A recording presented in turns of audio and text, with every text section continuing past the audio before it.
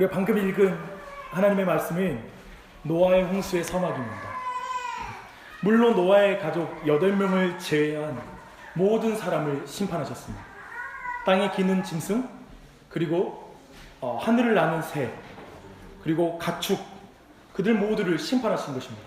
오늘은 그 심판의 대략을 살펴볼 것입니다. 그리고 그 의미를 통해서 하나님의 은혜를 나누겠습니다. 심판을 통해 은혜를 나눈다고 하니까 무슨 은혜를 나누려나 싶으시죠? 네, 이 안에 하나님의 은혜가 도도하게 흐르고 있습니다. 그 은혜를 발견하고 오늘도 그 은혜 가운데 안식하는 그런 주일이 되시길 바랍니다. 연휴를 지나면 우린 더 피곤하잖아요. 네, 그래서 오늘 특별히 하나님께서 그런 걸 깨달아요. 단순히 육체만 쉬어서 사람이 쉬어지는 게 아니구나 라는 사실을 깨닫습니다. 오늘 이 아침에 영육간에 참 쉼을 얻는 그런 아침이 되시길 바랍니다. 네, 6장 1절에 이렇게 시작합니다. 사람이 땅 위에 번성하기 시작할 때 그들에게서 딸들이 나니. 사람이 땅 위에서 번성한 건 굉장히 자연스럽죠. 근데 그들에게서 자녀가 나니라고 쓰지 않고 딸들이 나니라는 표현이 좀 부자연스럽습니다. 그런데 1절에 나오는 이 딸들의 나니는 2절을 통해서 그 의미가 분명하게 드러납니다. 2절 보면 이렇게 표현되죠. 하나님의 아들들이 사람의 딸들의 아름다움을 보고 자기들이 좋아하는 모든 여자를 아내로 삼는지라. 사람에게서 태어난 딸들은 하나님의 아들들이 좋아해서 결혼한 딸들이에요. 지금 1절에서 사람의 딸들이라고 표현한 이유는 그걸 강조하는 거예요. 하나님의 아들들이 좋아해서 결혼한 딸들이다 라는 것이죠. 그런데 여기서 또 질문이 생기잖아요. 도대체 좀 이것도 부자연스럽죠? 하나님의 아들들이란 말이 무슨 말이야? 그냥 사람의 아들들, 사람의 딸들이라고 표현하면 좋을 텐데 이 하나님의 아들들이 누구인지에 대해서 우리가 좀 정확히 할 필요가 있습니다. 왜냐하면 3절을 보니까 하나님의 아들들과 사람의 딸들이 결혼한 게 심판의 이유예요. 굉장히 심각한 죄라는 거예요. 이게 하나님이 온 세상을 심판할 정도로 심각한 문제라는 거예요. 그런 의미에서 우리는 하나님의 아들들이 누구인지 정확히 알아야 돼요. 로미오와 줄리엣과 같이 둘은 절대 결혼하지 하면 안 되는 그런 무슨 관계였나, 우리로 하여금 여러 가지 생각을 하게 합니다. 근데 이 하나님의 아들들에 대해서 크게 3가지의 견해가 있습니다. 첫 번째 견해는 유대인들이 전통적으로 가지고 있는 입장입니다. 그래서 뭐냐면 이 하나님의 아들들은 천상의 존재이다 라는 것이죠. 영적인 존재, 곧 천사들이라고 말하는 것입니다.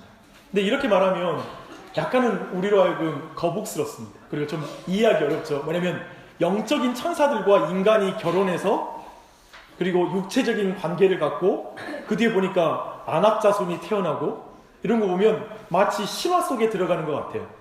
반지의 제왕 속에 엘프족과 인간이 결혼해서 아기를 낳는다 이런 느낌의 마치 그런 신화적인 느낌이 드는데 사실 예수님께서 천사들은 결혼하지 않는다고 말씀하시거든요.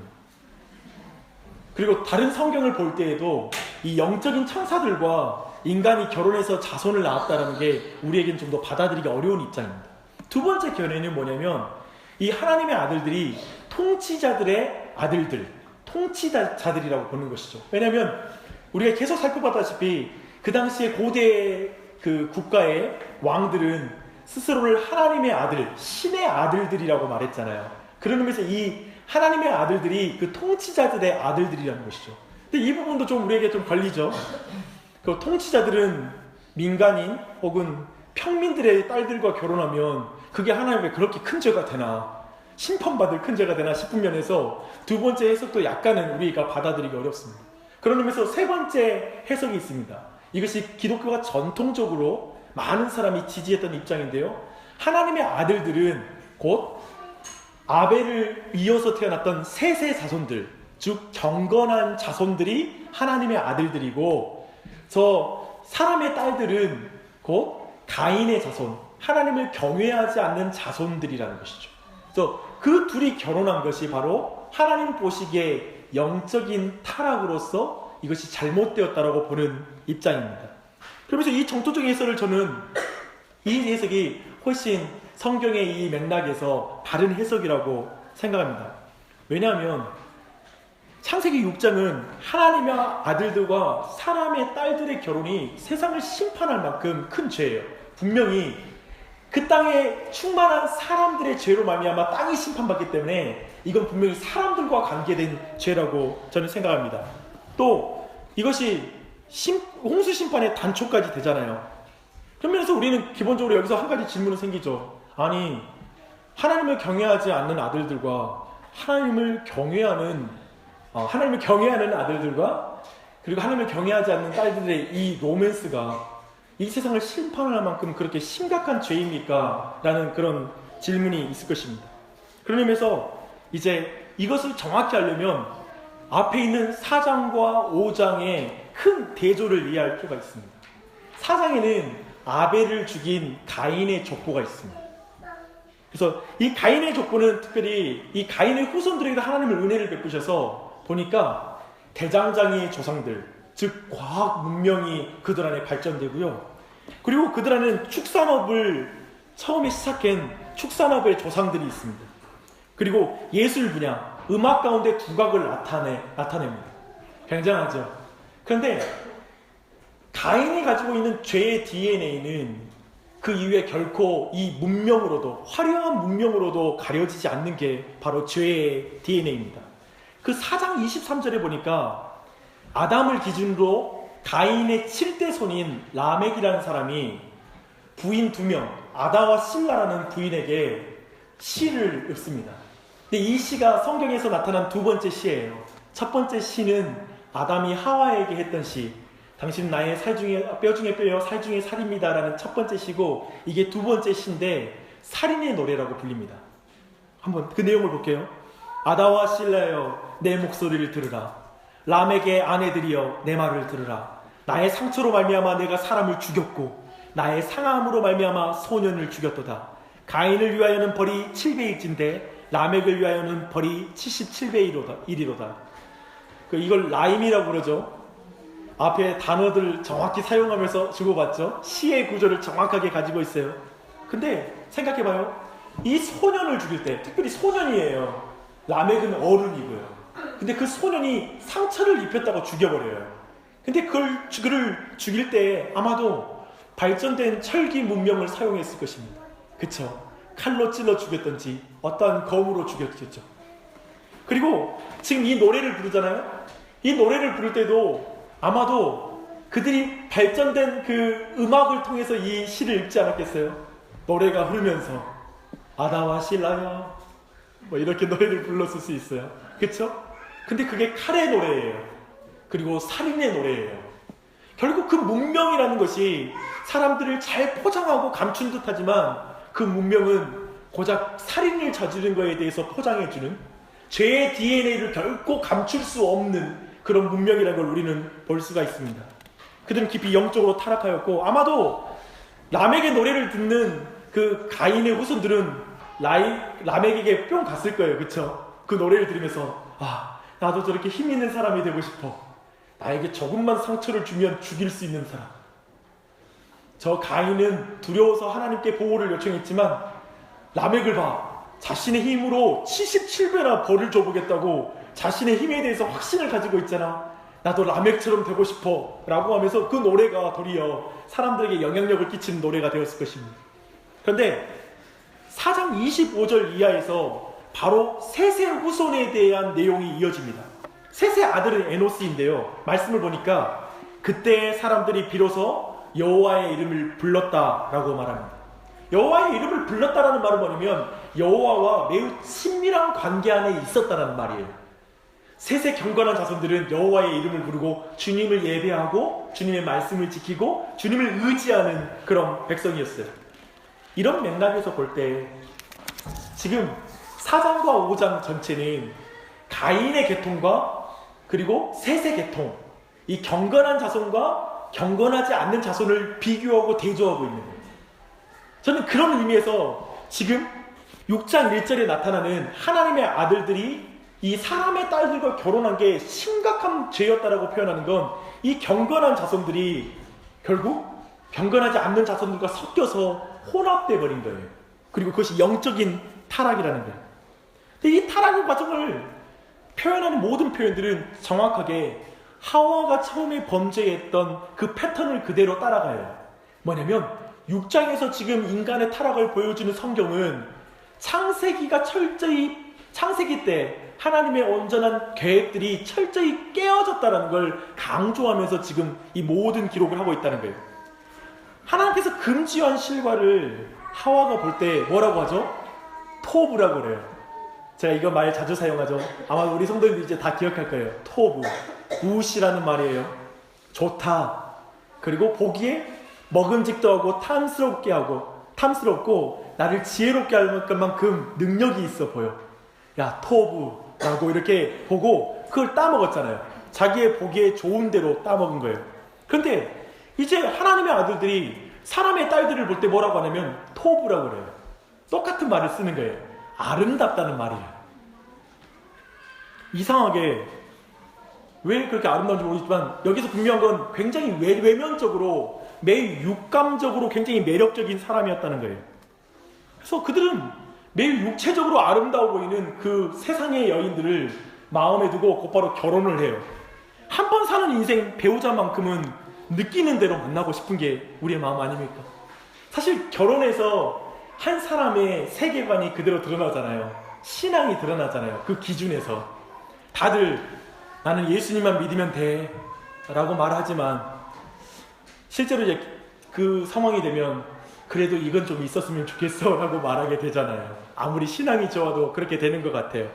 그런데 그러면서 볼 때 지금 하나님의 아들들의 이 타락은 로맨스의 문제가 아니라 영적인 순결의 문제라는 거예요. 하나님 보실 때 심각한 영적 타락이라는 것입니다. 성적 타락은 단순한 타락이 아니죠. 부부관계를 깨뜨리는 타락이고요. 그리고 하나님과의 관계를 깨뜨리는 영적인 타락입니다. 이들 영적인 상태, 이 사람들의 영적인 상태에 대한 평가가 6장 3절에 나옵니다. 나의 영이 영원히 사람과 함께하지 아니하리니 이는 그들이 육신이 됩니다. 육신이 됐다라는 표현은 자기 힘을 믿고 자기 혈기대로 산다라는 말입니다. 마치 라멕처럼 자기 힘을 믿고 자기 혈기대로 산다라는 것이죠. 결국 셋의 자손들도 저 불경건한 라멕처럼 자기 혈기대로 살아가는 사람이 됐다라는 거예요. 그런 의미에서 우리 모두와 먼 이야기는 아니죠. 우리도 때로는 혈기대로 살지 않습니까? 처음에는 사람의 딸들의 육체만 취하는 것이라고 생각했는지 몰라요. 그래서 결혼했는지 몰라요. 처음에는 이렇게 말하는 거죠. 저 가인의 자손들을 결혼을 통해서 흡수하자. 뭐 이런 선교적 전략을 가지고 결혼했는지도 모릅니다. 그런데 어느새 셋의 자손들의 정신 자체가 가인의 정신으로 가득 차게 돼요. 그것이 잘 드러나는 것이 4절이에요. 당시의 땅에는 네피림이 있었고 그 후에도 하나님의 아들들이 사람의 딸들에게로 들어와 자식을 낳았으니 그들은 용사라 고대의 명성이 있는 사람들이었더라. 경건한 셋의 자손들과 그리고 불경건한 이 가인의 자손들이 결혼하자 영웅이 태어났어요. 세상과 신앙의 양다리를 거치면 다리가 하나 불편한 아이가 태어날 줄 알았는데 다리가 굉장히 긴 아이가 태어나고 키가 굉장히 큰 아이가 태어난 거예요. 당혹스러워요. 하나님이 살아계시면 그렇게 하면 안 되시잖아요. 신앙의 순결을 지키는 사람들에게 키가 크고 영웅이 태어나고 이름이 유명한 자가 태어났으면 좋겠는데 지금 성경이 표현하고 있는 거 뭐냐면 영적으로 혼합되자 타락한 그 자손들의 굉장히 유명한 자와 그리고 영웅들이 태어났고 실질적으로 힘을 가진 자, 권력을 가진 자들이 그 뒤에 이어졌다라고 말하고 있는 것입니다. 근데 그런 의미에서 볼 때는 좀 이해가 안 되잖아요. 오늘날에도 그런가요? 예수님 적당히 믿고 세상과 양다리를 거치면서 믿지 않는 사람과 결혼했는데 애들이 더 똑똑하게 태어나. 아마 우리 모두는 진짜 그런 자를 찾아서 우리가 적당히 이렇게 거치면 될 것 같아요.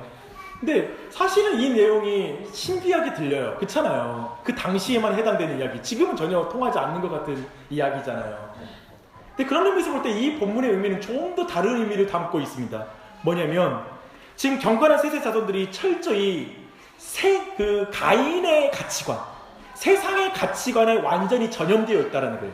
이 세상의 가치관은 뭐예요? 네피림 신드롬이에요.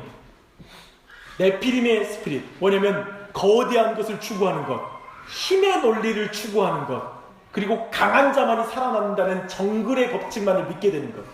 분명히 하나님의 자손들은 그 힘이 아니라 하나님을 경외하고 약한 자를 돌보는 게 마땅한데 세상 사람들이 똑같은 가치관으로 변해버렸다는 거예요. 생각이 바뀐 거예요. 그래서 근본적으로 이 죄는 뭐냐면 육체적으로 세상과 섞여버렸고요, 정신적으로 영적으로도 세상의 가치관에 완전히 사로잡힌 거예요. 마지막 때, 이 시대에 경건한 백성들은 세상이 더 이상 타락하지 않도록 진리로 그 타락을 줄이고 그 진리로 그 상황에서 버텨야 될 사람들이 세상과 똑같아져 버린 거예요. 구별됨이 사라져 버린 거예요. 이 세상이 악함으로 치닫지 않도록 막아주는 버팀목이 부러져 버린 거예요. 그래서 같이 빨리 타락 가운데 가버린 거예요. 그게 바로 하나님의 아들들과 세상의 딸들이 결혼함으로 오는 그 타락인 것입니다. 그래서 급속도로 죄는 강력하게 광범위하게 사람들이 있는 곳에 퍼지기 시작해요. 이제 걷잡을 수 없어요. 그래서 그것이 나타나는 게 5절이에요. 여호와께서 사람의 죄악이 세상에 가득함과 그의 마음으로 생각하는 모든 계획이 항상 악할 뿐임을 보시고, 성경에 이처럼 생생하게 죄인의 전적인 타락을 표현한 성경 구조는 아마도 없을 거예요. 봐봐요. 사람의 죄악이 세상에 가득함. 이것은 죄악의 강도와 범위가 얼마나 컸는지를 보여주고 있어요. 마음으로 생각하는 모든 계획에는 표면적인 행위가 아니라 내적인 부패 가운데 죄가 이미 깊이 들어온 거예요. 죄의 장아찌가 된 거예요. 항상이라는 말은 뭐냐면 습관적이고 계속적인 죄의 활동을 한다는 거예요, 인간이. 그리고 악할 뿐임을 보시고는 죄가 그 사람을 절대적으로 지배해버린 거예요. 완전히 타락한 것이죠. 이것이 모든 인간의 내적인 상태라는 거 말하고 있어요. 그래서 그 뒤로 성경 계속 보세요. 모든 세상에, 모든 땅에 죄가 관영하였다. 모든 사람이 죄를 범하였다. 모든 육체 가운데 죄가 가득했다라고 계속 그걸 강조해서 표현해요. 한 사람도 빠짐이 없다는 거예요. 하나님의 창조의 목적을 완전히 상실한 거예요. 하나님의 마음은 어땠을까요? 그것이 6절에 나옵니다. 땅 위에 사람 지으셨음을 한탄하사 마음에 근심하시고. 땅 위에 사람, 이건 아담이거든요. 땅 위에 아담 지으셨음을 한탄하사 마음에 근심하시고. 하나님이 사람 지으심을 한탄하셨다는 이 표현. 여러분, 이 표현이 우리가 생각하는 그런 의미인가요? 뭐냐면 이 뜻을 사실은 정확하게 알 수 없다라고 성경학자들 말합니다.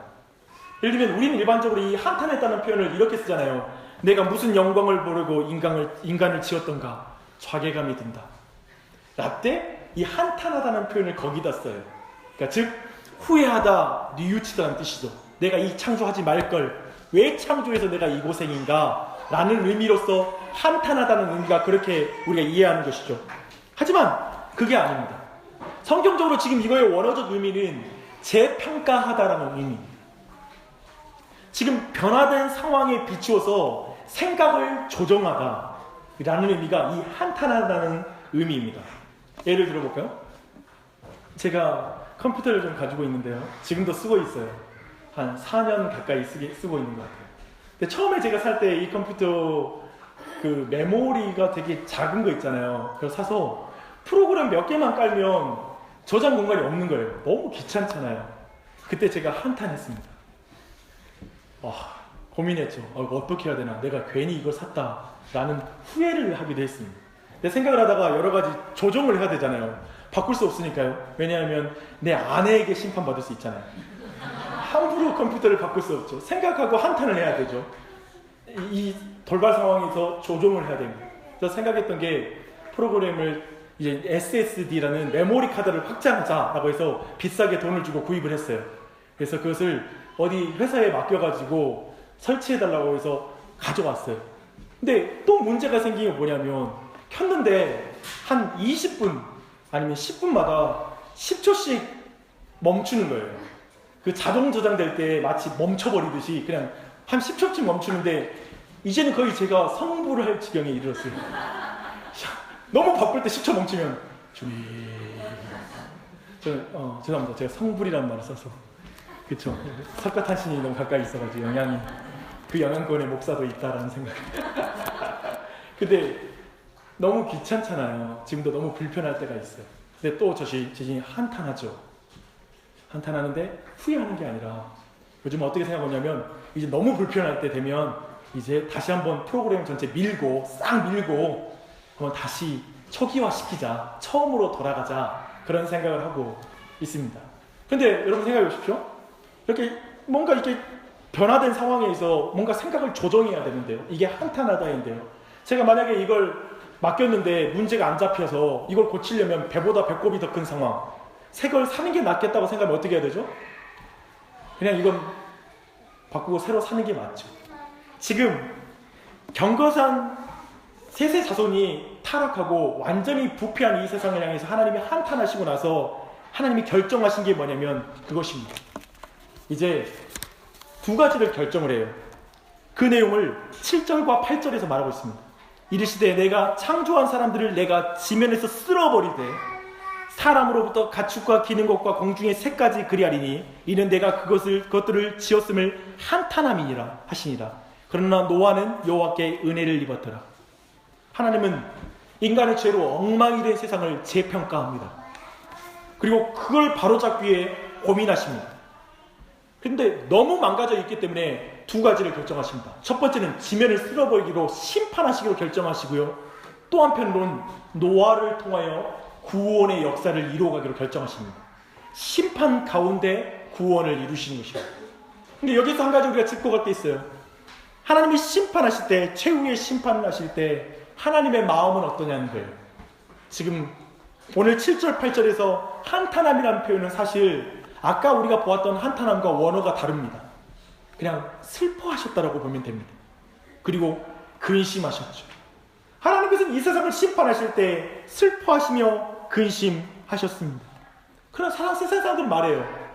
어떻게 하나님 노아와 홍수를 통해서 그 어린아이들까지 다 죽일 수 있죠? 구약의 하나님은 무자비하고 인종을 그냥 싹 쓸어버리는 그런 인종을 학살하는 그런 악한 신임에 틀림없습니다. 그분은 그 아이들을 죽이면서 어떤 감정도 안 느꼈단 말입니까? 그리고 저는 마지막 날에 있을 심판도 믿지 않습니다. 어떻게 하나님이, 사랑의 하나님이 마지막 날에 모든 사람을 불로 심판할 수 있죠? 저는 그런 하나님 믿지 않습니다.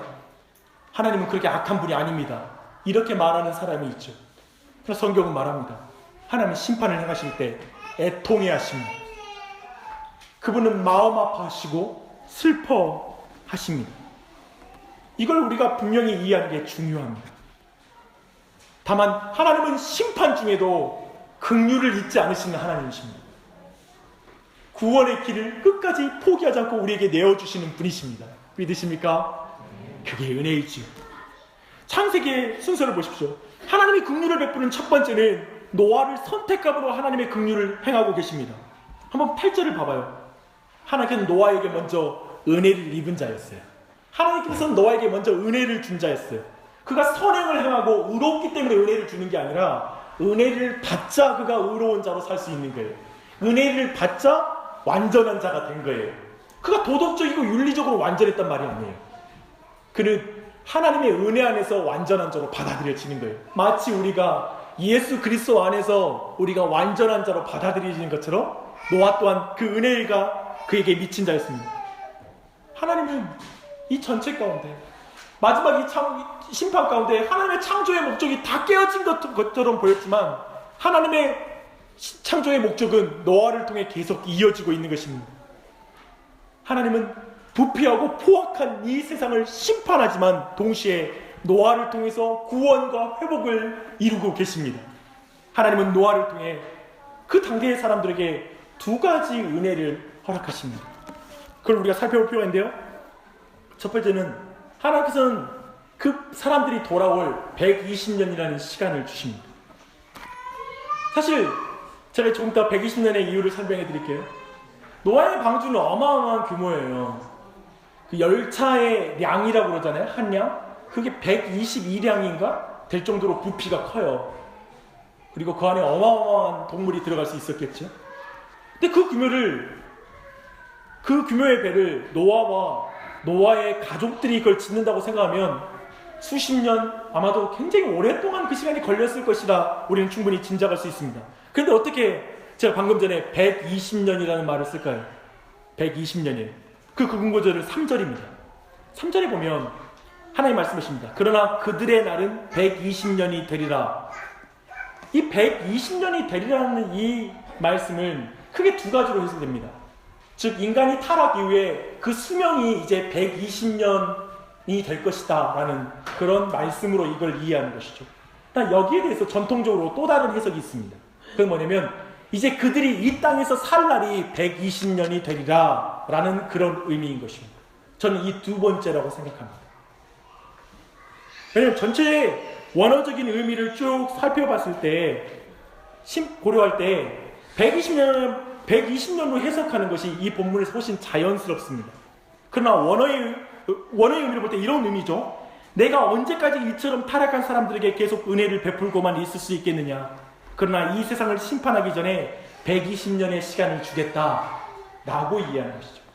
사실 그 이후에도 사람들은 120년 이상 살아갑니다. 그런 인물들이 성경이 많이 나타나죠.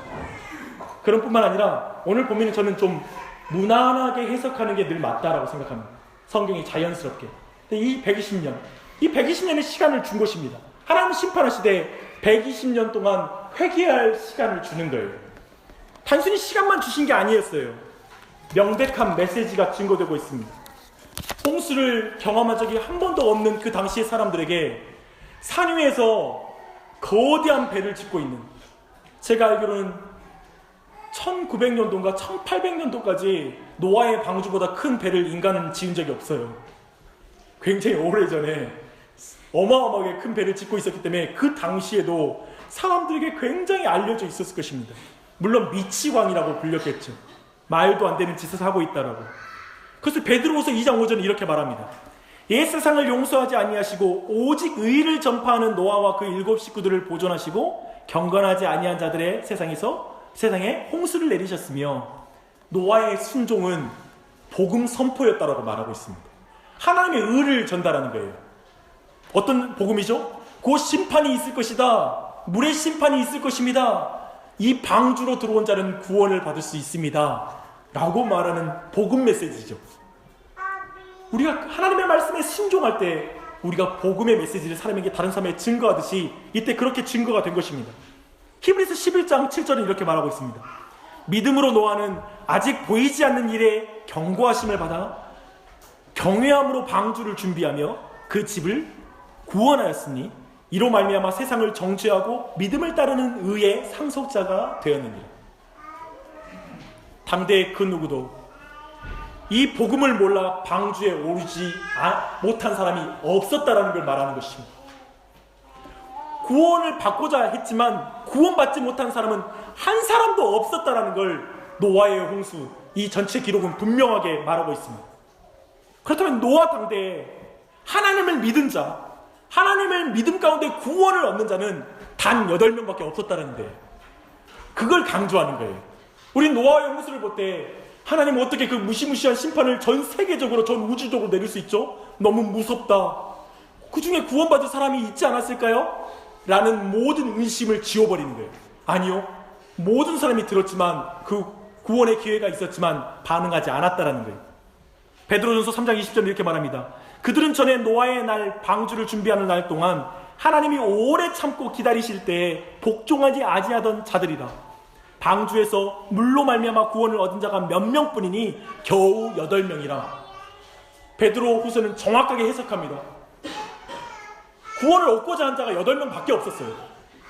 모두 구원에 대한 관심이 없었어요. 홍수 심판은 그래서 우리 모두에게 분명하게 말하고 있습니다. 하나님이 지옥에 보내는 사람은 한 사람도 없어요. 모든 사람은 하나님으로부터 멀어져서 자신의 죄의 결과로 지옥으로 스스로 걸어가는 거예요. 믿으십니까? 정확히 정리하십시오. 하나님이 지옥에 가기 싫은데 억지로 지옥에 보는 사람이 한 사람도 없어요. 스스로 지옥에 가는 걸 원해서 가는 거예요. 사실 지옥을 누가 원하겠어요? 그런 개념은 없죠. 우리에게. 하나님을 싫어하죠. 하나님과 싫어하면 그게 지옥에 가는 거예요. 왜냐면 천국은 하나님과 함께 있는 곳이기 때문에 하나님과 함께하는 걸 원하지 않는 사람은 천국에 갈 수 없잖아요. 그 반대의 개념을 생각한다면 지옥은 자신이 원하는 자들이 가는 거예요. 오늘 이런 말을 해요. 예수 믿지 않으면 지옥에 갑니다. 예수 믿지 않으니까 하나님은 우리를 지옥으로 보내는 악한 분이에요? 아니요, 사실 그게 아니에요. 그 말 자체가 예수님이 우리를 지옥에 보낸다는 그런 인상이 있는 말이에요. 도리어 모든 사람은 예수님을 믿기를 원치 않기 때문에 지옥에 가는 거예요. 자신의 죄 때문에 지옥에 가는 거지 하나님이 지옥으로 보내는 게 아니에요. 우리는 노아의 심판 속에서, 홍수 심판에서 성경이 끊임없이 말하고 있는 강조를 보는 거예요. 하나님이 끊임없이 회개의 기회를 주고 시간을 주는 자, 그리고 복음을 듣는 자, 그럼에도 불구하고 복음을 거절하면 그에게 심판이 있다는 거예요. 모든 사람이 죽을진데 심판은 피할 수가 없어요. 모든 인간은 그것을 거절했고 단 8명만 그 구원을 받아들여 구원에 이르게 됩니다. 이게 오늘 본문 전체의 대략의 내용입니다. 오늘 노아의 홍수를 통해서 성경은 우리에게 분명히 주고자 하는 메시지가 있습니다. 그 첫 번째는 노아의 때와 예수님이 다시 오시는 재림의 때가 굉장히 유사하다는 것입니다. 마태복음 24장 37절 39절에서 예수님께서 하시는 말씀입니다. 노아의 때와 같이 인자의 임함도 그러하리라. 홍수전에 노아가 방주에 들어가던 날까지 사람들이 먹고 마시고 장가들고 시집가고 있으면서 홍수가 나서 저희를 다 멸하기까지 깨닫지 못하였으니 인자의 임함도 이와 같으리라. 노아의 때에도 하나님의 아들들이 세상의 딸들의 아름다움에 취해 결혼했습니다. 결혼은 아까 말한 것처럼 두 사람이 한 몸이 되는 것입니다. 그런 의미에서 이 시대의 하나님의 아들들, 하나님의 교회는 어떠합니까? 죄악이 흐르는 도도한 이 세상의 흐름 속에 버팀목이 되어서 소금과 빛이 되어야 될 교회는 어느 자리에 있습니까? 마치 노아의 때와 같지 않습니까? 네피림 신드롬에 빠진 교회, 세상의 포로가 된 교회가 될 수도 있는 것입니다. 우리라고 예외가 아닙니다. 세상에 3천억을 들여 건물을 짓다니, 세상에 3천억을 들여 교회를 짓다니요. 세상도 자신을 닮은, 아니 자신들의 가치관을 더 뛰어넘는 교회 때문에 당혹스러워하는 시대입니다. 이 시대를 사는 신자들은 어떠합니까? 우리는 세상의 가치관인 네피림 신드롬에서 자유롭습니까? 우리도 힘을 숭배하지 않습니까? 저는 그래요. 나도 내 이름을 내고 싶은 게 내 욕심입니다. 내게도 좀 더 힘이 있고 권력 있는 자리에 서고 싶습니다. 그래서 어떤 부분은 우리 자신이 그런 걸 누릴 땐 정당한 로맨스라고 말하고, 하나님께서 그것을 보실 때 영적 간음이라고 말하는 그런 부분이 있지 않는지 각자 돌아봐야 할 것입니다. 어디까지 로맨스고 어디까지 영적 간음입니까? 아마 모두의 기준이 다를 것입니다. 그런데요, 솔직히 여러분, 우리 모두 이야기 한번 나누십시다. 우리 안에 영적인 간음, 이렇게 또 영적인 마땅히 신자가 누릴 수 있는 것, 이런 것 때문에 고민하시는 분 계세요? 혹시 내가 세상과 섞인 건 아닐까? 내가 이 세상과 너무나 내가 지금 세상과 변질된 신앙을 가지고 있지 않는 걸까 하고 스스로 근심하십니까? 얼마나 귀한 신앙인지요. 얼마나 귀한지요. 근데 생각해 보십시오. 적당히 신앙생활에도 특별하게 벌받지 않지 않습니까? 열심히 한다고 해서 특별히 달라지지 않잖아요. 도리어 진리를 타협하면 세상에서 훨씬 인정받고 박수받고 힘과 지위가 있는 자리에 오를 수 있는 게 쉽잖아요. 저 경건하지 않는 백성과 결혼해서 네피림을 낳고 명성을 얻듯이 어쩌면 세상과 적당히 타협하면 여러분의 길이 더 열리지 않겠습니까? 내가 느끼는 대로 좋은 대로 사는 게 뭐가 나쁜 것입니까? 도대체 하나님이 이 세상을 다스리는 게 맞습니까? 라고 질문이 나오잖아요. 또 하나님 정말 심판하는 거 맞아요? 예수님은 오시는 게 맞아요? 언제 오시는 거예요? 이 세상이 이렇게 돌아가도록 내버려두고. 결국 이런 동일한 맥락 안에서 노아의 시대의 사람은 위급한 상황이 오는데도 깨닫지 못하는 거예요. 지금 홍수가 가까이 왔어요. 그런데도 깨닫지 못해요. 왜냐하면 먹고 마시고 장가들고 시집가고 그냥 똑같거든요. 예수 안 믿고 적당히 했는데도 저 잘 되거든요. 근데 그 상황을 예수님께서 가져와서 설명하는 거예요. 마지막 때도 그럴 것이다. 대다수의 사람들이 신앙생활, 어쩌면 교회 중심, 그리고 진정으로 신앙 가운데 거룩함을 추구하는 신앙생활 너무 힘들잖아요. 어렵잖아요. 대강 하고 싶잖아요. 그래도 뭐 별반 다를 게 없잖아요. 괜히 신앙 좀 더 고생하잖아요. 그걸 지적하는 거예요. 때가 가까웠다고 말하는 거예요. 사랑하는 여러분, 분명히 성경은 말합니다. 예수님이 오십니다. 가까이 오셨습니다. 얼마 남지 않았습니다. 조금만 인내하십시오. 다시 여러분의 신앙을 회복하십시오. 다시 한번 주님 앞에 돌이키십시오. 그걸 말하고 있는 것입니다. 예수님은 정확하게 이 노아의 홍수의 그 그림을 가지고 와서 여러분을 깨우고 있는 것입니다. 근데 그 말씀을 보십시오. 사랑하는 자들아, 사랑하는 자들아, 몇 번을 반복하십니다. 또한 오늘 노아의 홍수는 또 한 가지를 중요하게 말하고 있습니다. 안타깝게도 홍수 위에도 사람들의 사악함은 치료되지 않는다라는 것입니다. 그래서 8장 20절을 보니까 이 홍수로도 고쳐지지 않는 죄인에게 하시는 하나님의 약속이 있습니다. 여호와께서 그 향기를 흠양하시고 이제 홍수 이후에 제사를 지냈잖아요. 향기를 흠양하시고 그 중심에 이르시되 내가 다시는 사람으로 인하여 땅을 저주하지 아니하리니 이는 사람의 마음에 계획하는 바가 어려서부터 악함이라. 내가 전에 행한 것 같이 모든 생물을 멸하지 아니하리니. 이건 6장에 보는 말과 달라요. 사람이 악하여서 땅을 심판했거든요. 근데 8장에 보니까 이제 심판하지 않는데요.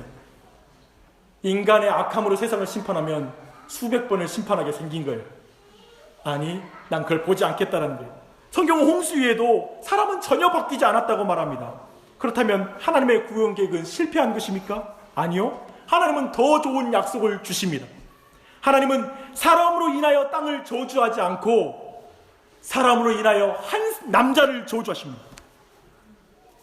사람의 육체를 가지고 이 땅에 내려오신 하나님의 아들 예수 그리스도, 그분을 저주하십니다.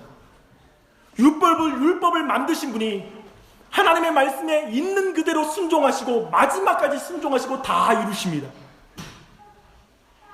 그리고 자신의 보혈로 장대를 칠하심으로 온전한 구원의 방주를 만드십니다. 참으로 인간의 사악함은 물로는 씻어지지 않는 것이어서 하나님께서는 자신의 독생자 예수 그리스도의 보혈로 그 죄를 씻어주십니다. 기억하십시오. 여러분의 죄는 물로 씻겨지는 존재가 아닙니다. 예수님의 보혈로만 씻겨지는 존재입니다. 사랑하는 여러분, 우리의 이 죄된 악한 본성을 바꾸기 위해 하나님께서는 무서운 심판을 받으신 예수님, 그분께 여러분은 무엇을 느끼십니까?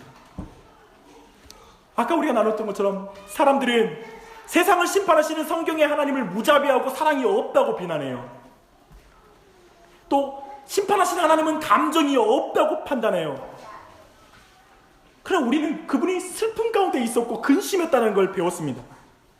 그런데 지금 예수 그리스도께서 장대 위에서 가장 근심하는 자로 있고 가장 아픈 자로 장대 위에 매달려 있다는 것입니다. 심판으로 인한 근심과 그 고통을 경험하고 있는 것입니다. 죄인을 대신해서 그 고통을 경험하고 계시는 것입니다. 여러분에게 안식을 주기 위해 예수님께서 무서운 심판을 당했다는 사실 앞에 여러분은 뭘 느낍니까? 노아의 홍수와 마지막 날에 있을 심판을 보고 사람들은 하나님이 감정이 없다고 말하고 있어요. 그렇다면 여러분을 대신해서 십자가를 지고 계신 그 예수 그리스도에게 여러분은 뭘 느낍니까? 여러분을 대신에 심판을 받고 계신 예수님께 뭘 느끼십니까? 참된 신자는 이 자리에서 하나님의 사랑을 느끼는 것입니다. 저 심판이 나를 향한 심판인데 예수님이 받으셨구나. 날 사랑하시는구나. 이 예수님을 믿으십시오. 이 복음을 오늘도 여러분 듣고 계시지 않습니까? 심판이 더디 오는 게 아니에요. 여러분이 회개하게 하기 위함이에요. 저 노아의 방주를 통해 복음이 증거되신 것처럼 오늘 이 시간에도 예수 그리스도의 복음이 증거되고 있지 않습니까? 베드로후서 3장은 정확하게 노아의 홍수를 통해서 메시지를 정리하고 있습니다. 아마 이 말씀이 오늘 설교 말씀의 종합이고 마무리입니다. 함께 이 말씀을 제가 읽겠습니다. 먼저 이것을 알지니 말세에 조롱하는 자들이 와서 자기의 정욕을 따라 행하며 조롱하여 이르되 주께서 강림하신다는 약속이 어디 있느냐? 조상들이 잔후로부터 만물이 처음 창조될 때와 같이 그냥 있다 하니 이는 하늘이 옛적부터 있는 것과 땅이 물에서 나와 물로 성립된 것도 하나님의 말씀으로 된 것을 그들이 일부러 잊으려 함이로다.